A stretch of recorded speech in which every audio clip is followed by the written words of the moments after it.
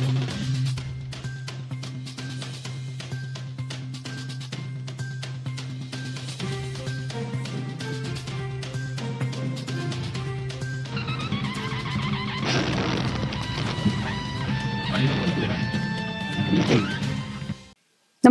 आपण पाहता हिरकणी न्यूज.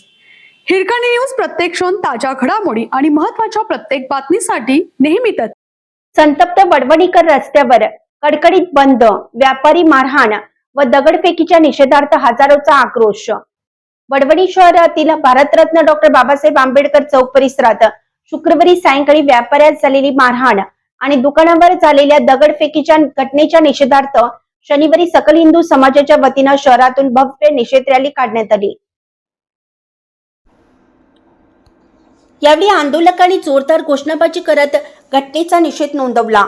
यावेळी शिवाजी महाराज चौकात ठिय्या आंदोलन देखील करण्यात आले व तहसील पोलीस प्रशासनाला लेखी निवेदन देण्यात आलं.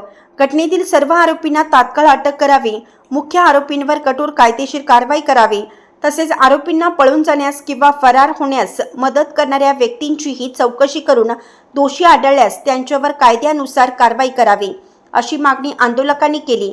दरम्यान या प्रकरणातील आरोपींना 15 दिवसाच्या आत अटक करून कठोर कारवाई करण्यात यावी, अशी मागणी आंदोलकांनी केली आहे.